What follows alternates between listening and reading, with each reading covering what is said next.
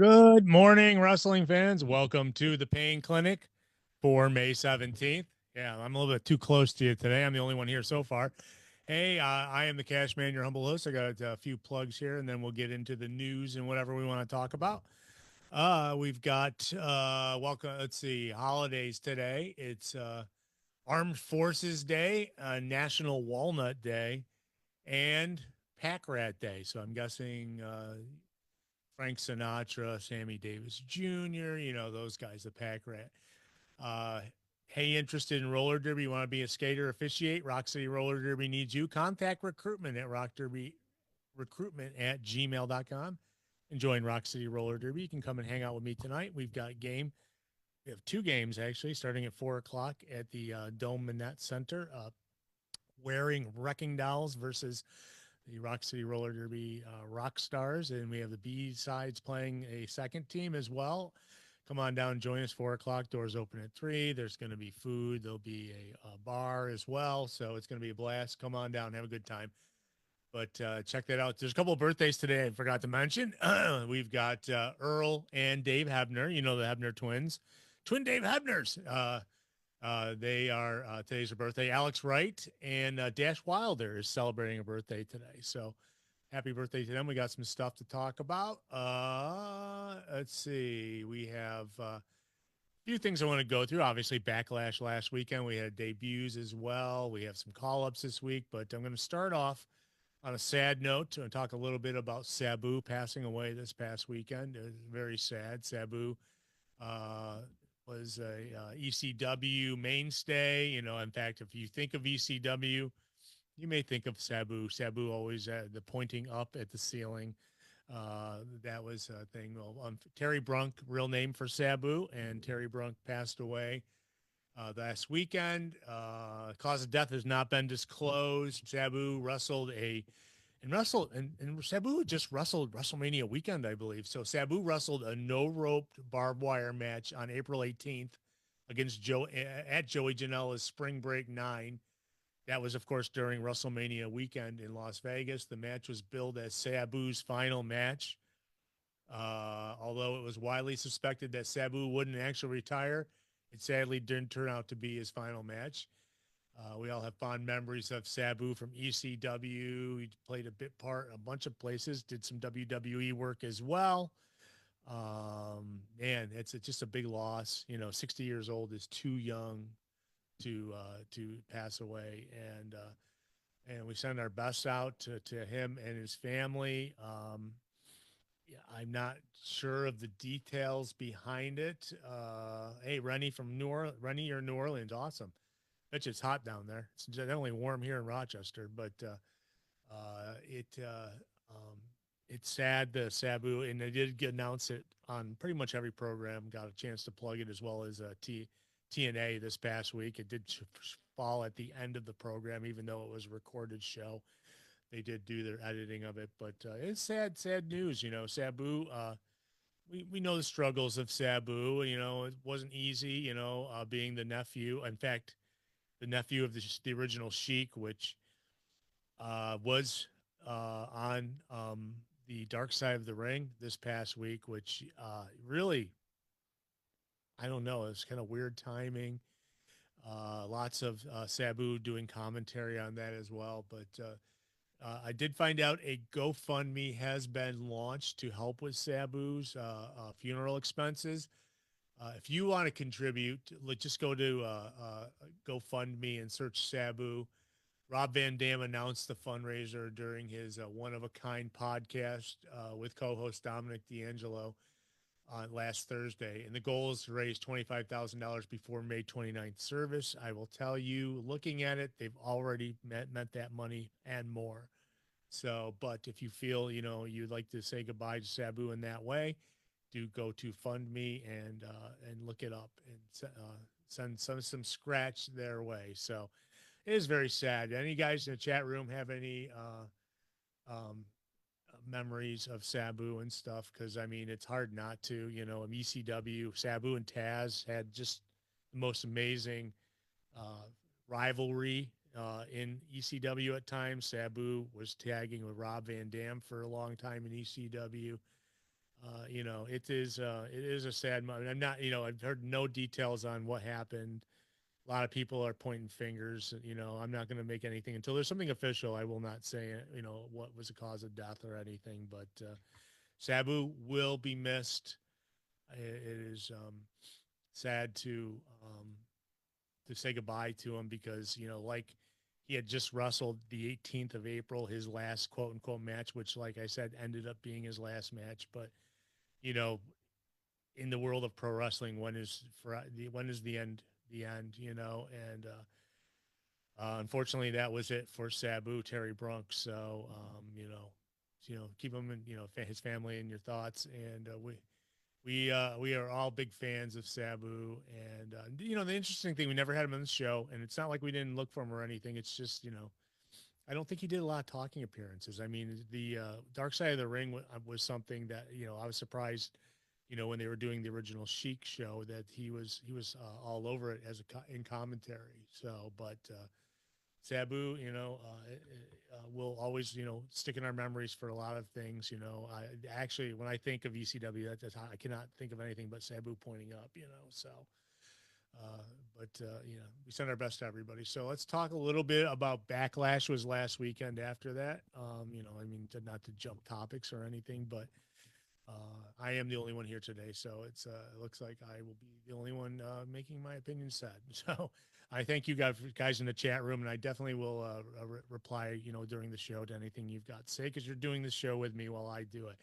So we had Backlash last weekend, 5 matches on the card, and started up with the Fatal 4-Way, which was won by Jacob Fatu to retain the WWE United States Championship. It was a great match. I thought that was it was a lot of fun. We did see an appearance by Jeff Cobb, who we had known had signed with WWE weeks before and finished up Jeff's time with New Japan.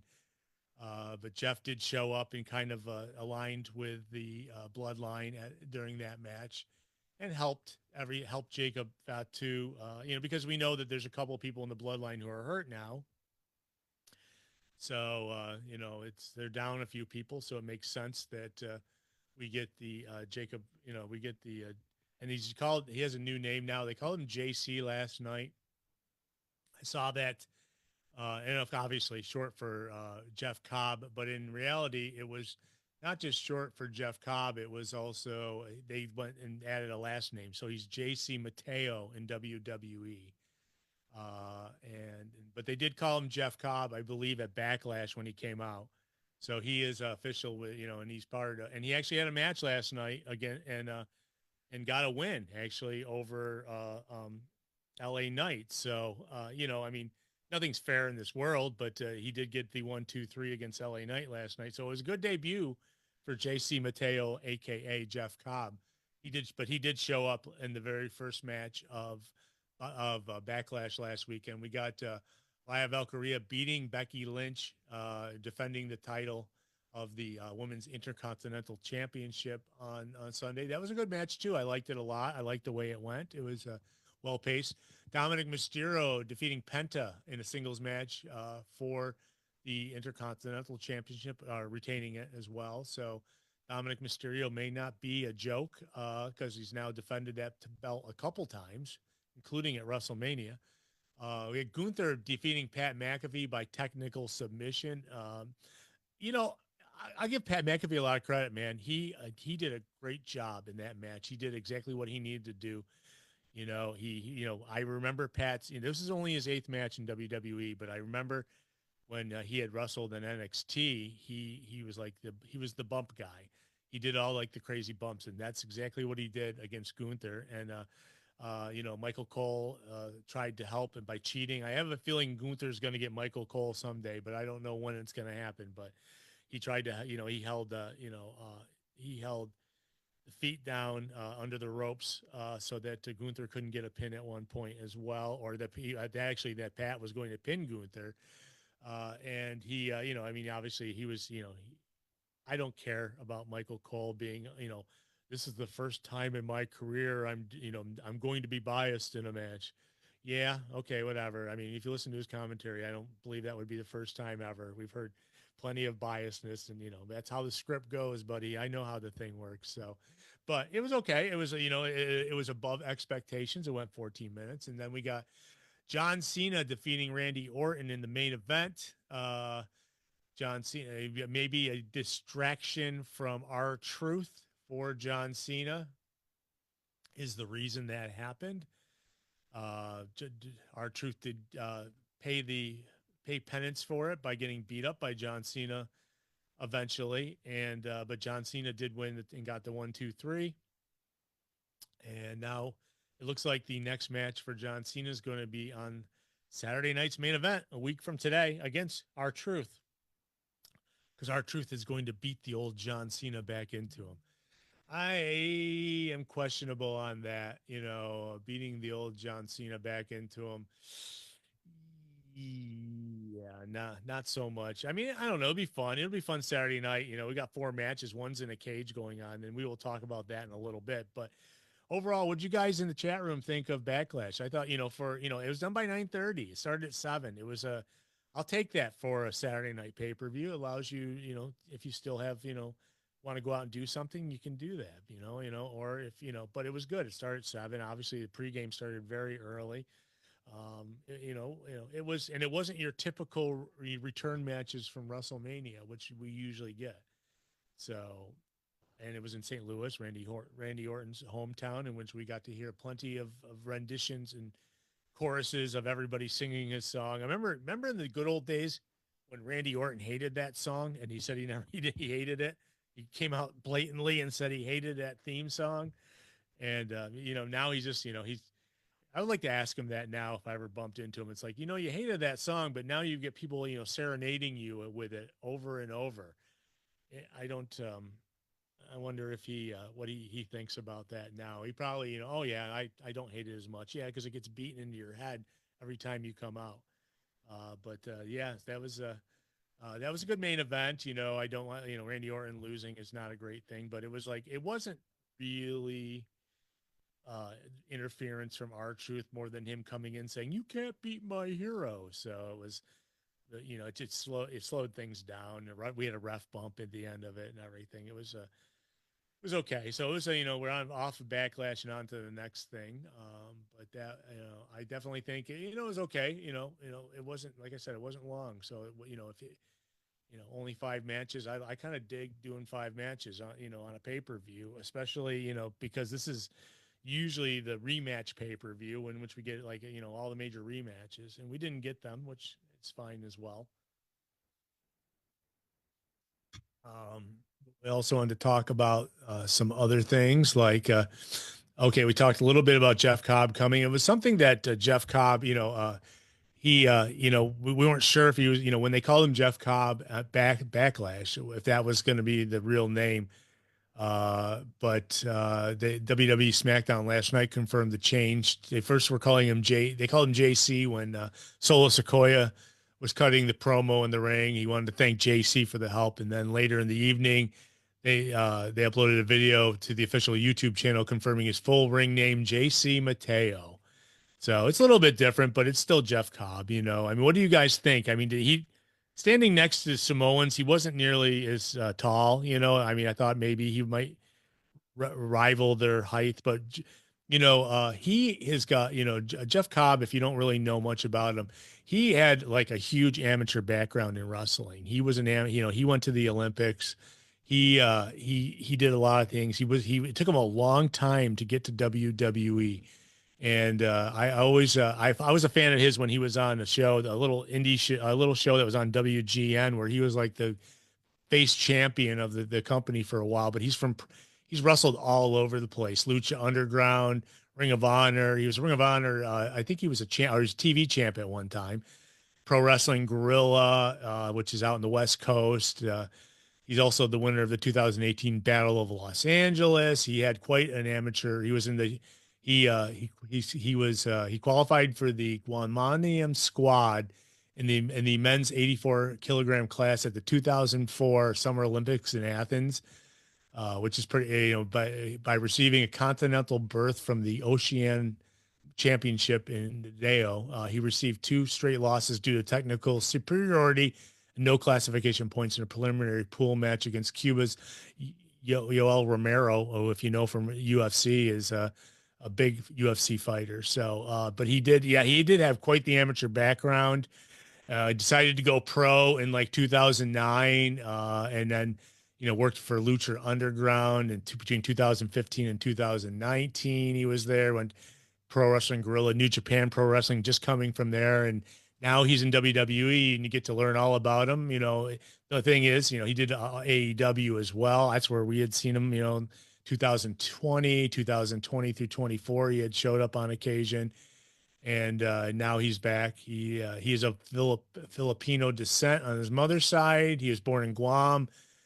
He was raised in Hawaii, so he's a excellent wrestler. Excellent. One good thing is he's a great hand, and I'm excited to see what he does in his WWE run. I mean, he's, his real name is Jeff Cobb. So it's like when you go to JC Mateo as his new name, it's just an offshoot, I guess, but they can't, WWE wants to own the names, that. So that's why we went in that direction. If they can't copyright your name, then a lot of times they will pass on you. And there's only really special athletes, like Julia, for instance. Julia, we learned last night, Julia got called up to SmackDown. Julia is like a world-renowned women's wrestler why they started off in NXT, I don't know. Maybe just to wet her feet before moving up to SmackDown. But Julia was called up last night. And, as long as she's not landing on her head in NXT matches, she should be good. That definitely, she's definitely addition to SmackDown this past week. I'm sure if Rob was here, he'd probably have more of a history on her. I know that I don't know her from the independent side, but she's great all over the place. I believe Julia was a Stardom wrestler at one time, Stardom being the big women's division over in Japan. So I don't know if I'll look it up while I'm talking to you. So she was definitely a great wrestler, and like it didn't take long for her to get called up to WWE. To SmackDown, and which they consider, I guess, quote unquote, not the. I guess they consider NXT the minors and WWE, SmackDown, and Raw the majors. But Julia, Julia is definitely from Japan, well-renowned name all over the place. And if you haven't seen much of Julia, she definitely can do it in the ring. You definitely want to keep your eyes open. Now being thrown into kind of like the mix with Charlotte Flair and Alexa Bliss, and so it's a good call up for WWE. So I'm going to go through some news. And that won't be going too long today because of the lack of other people's opinions, which I think, I don't know, it's pretty funny though. But I did mention earlier that I do have Rock City Roller Derby tonight. They will be in the Minette Hall Dome Arena, 4:00, and to go through some news. This past week, Jim Ross came out and announced that he had been diagnosed with colon cancer. Ross wrote on social media that surgery will be scheduled for the next week or two. So we send our best out to Jim Ross, a friend of the show, JR. It's just had a rough time over the last few years. He had the skin cancer part on his leg, and now he's got, unfortunately, it looks like he's got colon cancer and they're going in for surgery. If you catch it early, it's good. So hopefully they caught it early. Jim Ross, our prayers are with you. Another guy I want to talk about in the news, Billy Jack Haynes. You may have seen the Dark Side of the Ring about him, and he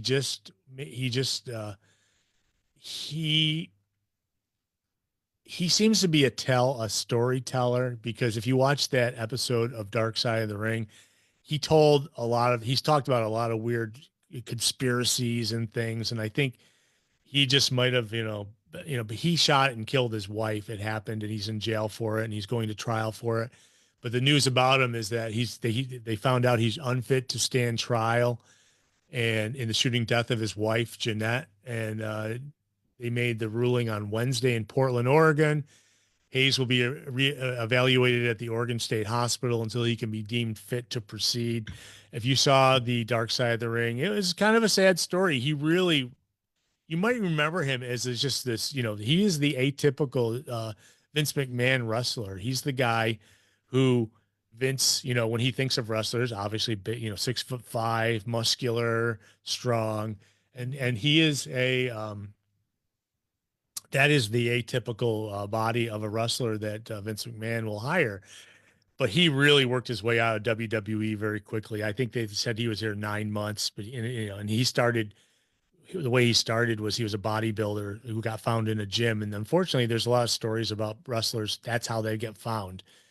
And but he transitioned over to being a big face in Oregon. And it was enough of a gamble that Vince signed him and brought him to WWE, put on the Billy Jack hat, like the Billy Jack movie star, and had him, and he was successful for a while, and I think he might have worn out his welcome. They might have realized maybe, he had some mental problems or something, but he didn't stay long. I don't think he wanted to stay long. He didn't seem like the kind of guy who it was anywhere too long. He did work a lot of independence all up and down, I guess, the West Coast. But he is now in jail for killing his wife, and he actually was on Dark Side of the Ring from jail, and he had like a lawyer with him while he was like, and his lawyer was telling him whether he could answer questions or not. So, well, I don't know what's happening with Billy Jack Haynes, but hopefully, you know, maybe some time in the clink, and you can look at his transgressions in life and find some sort of salvation. Okay, that's all I can say about him. We had ratings this week. I usually don't talk about ratings, but I'll talk a little bit about them.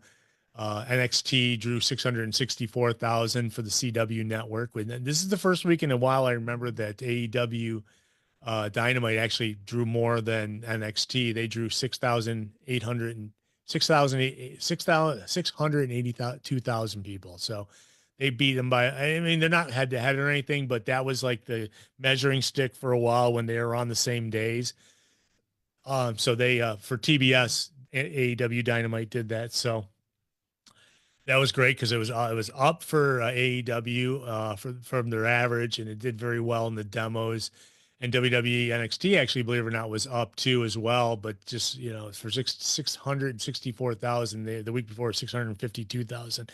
How they get these exact numbers? I mean, is it just people watching cable? It's got to be these boxes have got to be talking back to something to letting people know where they're watching. But in the olden days, used to be you get a book, and you'd fill out the book in your home and tell people, and then you'd find out the ratings months later. So now it's like instantaneous. It's amazing media, how you can do things and how you can, even radio is the same way. And we haven't done radio in a while.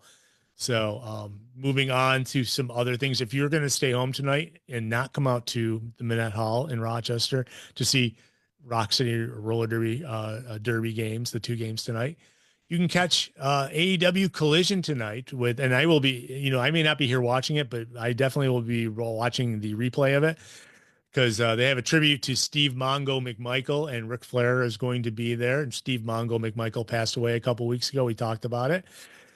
Member of the Four Horsemen, member of the 1985 Chicago Bears, huge wrestling fan, wanted to be a wrestler so much after football that he did. Worked in WCW, he did.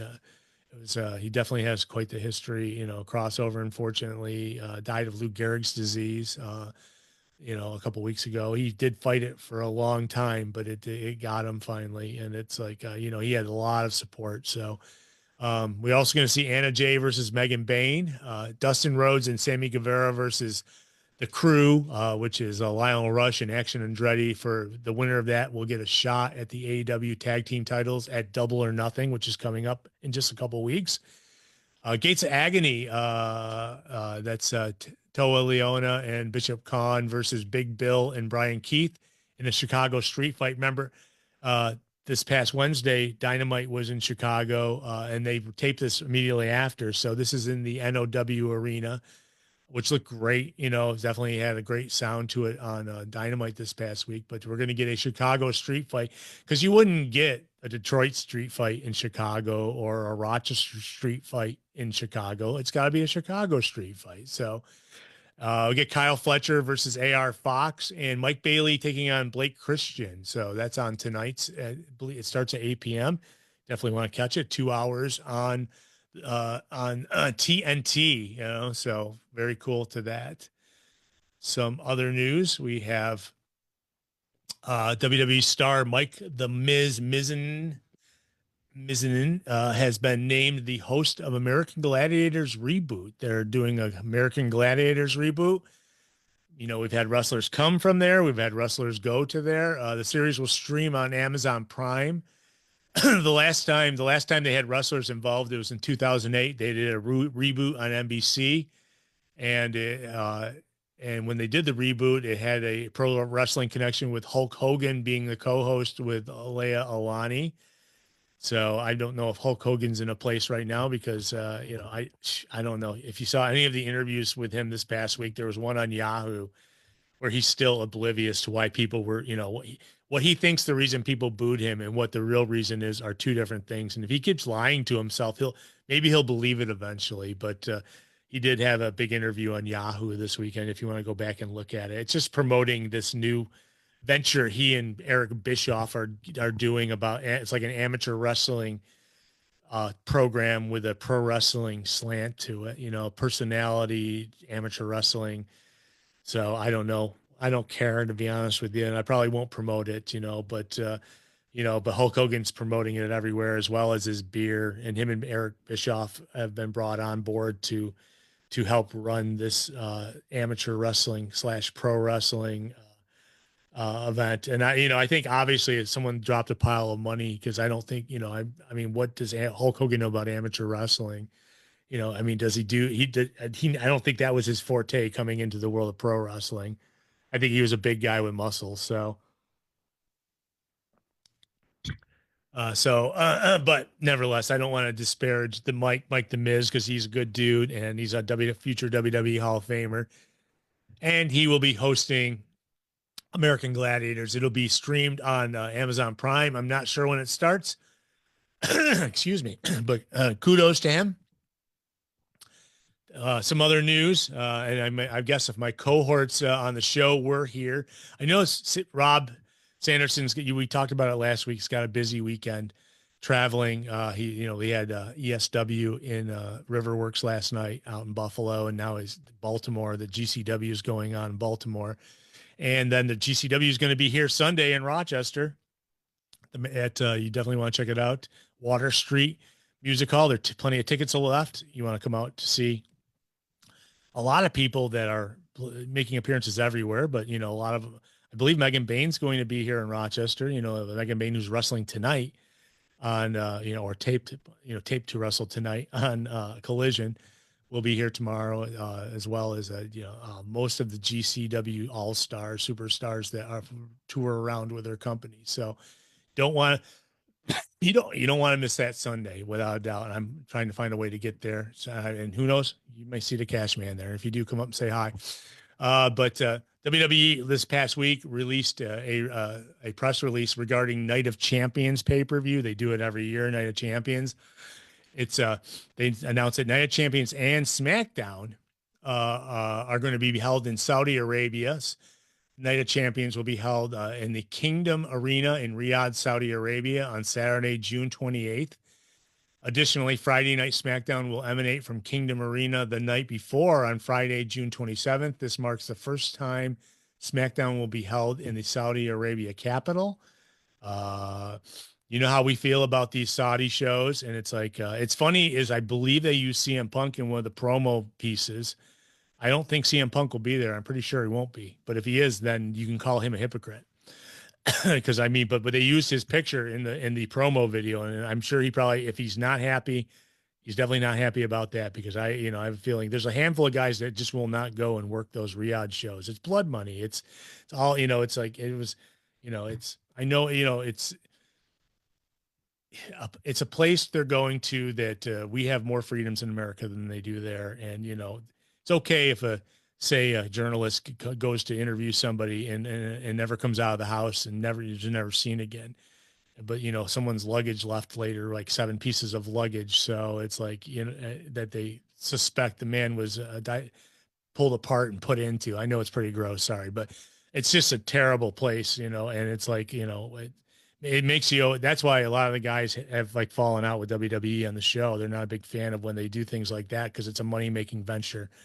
It has nothing to do with the love of pro wrestling. They love pro wrestling. Yes, they do. They also don't have human rights for a lot of people. But nevertheless, Night of Champions will be there because we know the Crown Jewel is going to be in Australia this year.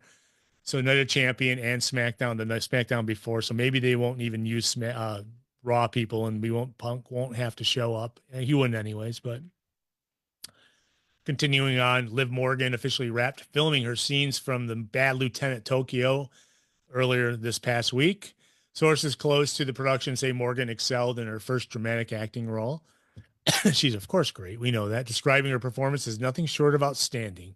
She reportedly made a seamless transition from the world of pro wrestling to the movie set, impressing everyone with her natural presence and adaptability. And who knows how long before she comes back. Hopefully soon. Definitely, hopefully soon. So, we are fans of Liv Morgan, and Liv can't go too far. Top international women wrestling star, I already talked about it. Julia has officially joined the WWE SmackDown roster last night. The segment unfolded backstage where Byron Saxton was interviewing Alexa Bliss following her victory earlier in the night that earned her a spot in the 2025 Women's Money in the Bank ladder match. As Bliss wrapped up the interview, she noticed something off camera and abruptly walked away. The camera followed Bliss as she confronted Charlotte Flair in the hallway. Referencing their shared history in NXT, Flair, playing coy, claimed she didn't remember their time together.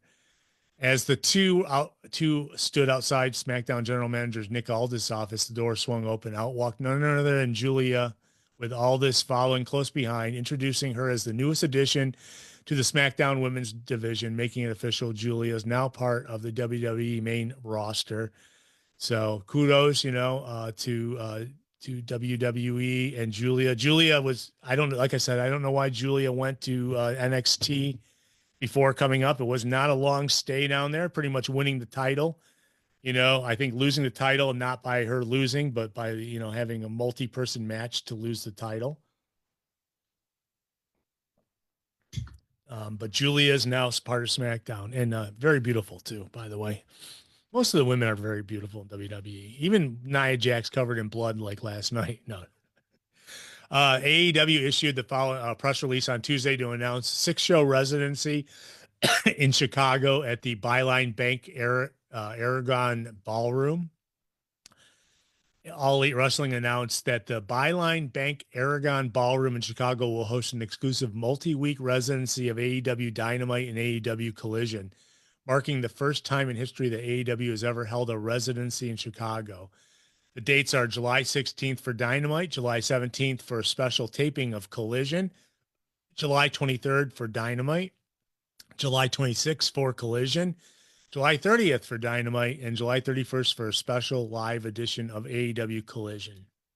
Looks like we're getting another Collision on a Thursday night live, so that's cool, July 31st. Of course, you can buy tickets now. Go to allelitewrestling.com, and you can find your tickets to go. They do have 6-day packages. They are going, actually, you can't get them yet. They're going on sale Monday, May 19th. So you definitely want to check that out. It's neat. They did kind of a mini residency in Texas, and it really worked well for them. So it probably is not a bad thing to maybe try it again, maybe a little bit north, not down in Texas this time. And so they did. So kudos to them. WWE officially announced the main event, Jey Uso versus Logan Paul for the WWE World's Heavyweight Championship, as well as CM Punk and Sami Zayn versus Seth Rollins and Braun Breaker as 2 featured match for the upcoming Saturday night's main event. That is 1 week from today. Saturday night's main event takes place May 24th in Tampa, Florida. The following matches are advertised. We've got 4 matches altogether. Uso and Logan Paul for the World Heavyweight Championship. We got John Cena versus R-Truth in a non-title match. Seth Rollins and Braun Breaker versus CM Punk and Sami Zayn, and Drew McIntyre versus Damian Priest in a steel cage match. So their street fight didn't solve anything. You got to put it in a steel cage now. So that's 1 week from today. So if you've got nothing going on next Saturday, or you can DVR it. You got Saturday night's main event on NBC. You definitely don't want to miss it. I believe it's NBC, and I think there's also doing it on Peacock as well. So kudos. It's the first one in a while, and obviously they bring back old stars in the crowd. We got Jesse Ventura at the first one back in January, and there's a lot of cool people will show up. A lot of retro sounds. They try to get the retro aspect to Saturday night's main event by playing retro music and stuff. But kudos. It'll be a lot of fun. That's 1 week from tonight. Interesting. If you are a Roku subscriber, if you have Roku, the Paramount Global Content Distribution, they issued a press release on Friday announcing that Wrestling Central, a fast channel on the Roku channel, will be starting soon. And they'll have right now two wrestling companies, Women of Wrestling and NWA, will be showing their product on the Roku channel, Paramount Global Content Distribution. I don't know what they're going to call it. The Wrestling Roku channel, Wrestle Central, they call it. So you're going to check that out. And if you don't have a Roku, get one. They're inexpensive and you get a lot of extra channels. So some other news. Continuing on, WWE has plans for a big match. They're doing WWE Evolution 2, an all-women's premium live event expected to take place later this year. WWE is reportedly eyeing the weekend of July 12th as a potential date for WWE's Evolution 2, with early discussions pointing to Atlanta, Georgia as the possible host city. WWE is looking at upwards to 7 or 8 matches at the show, including a women's battle royale that will give them the opportunity to showcase as many female talents as possible from Raw, SmackDown, NXT, and possibly even Evolve. I don't know if you guys have been watching the Evolve on the stream.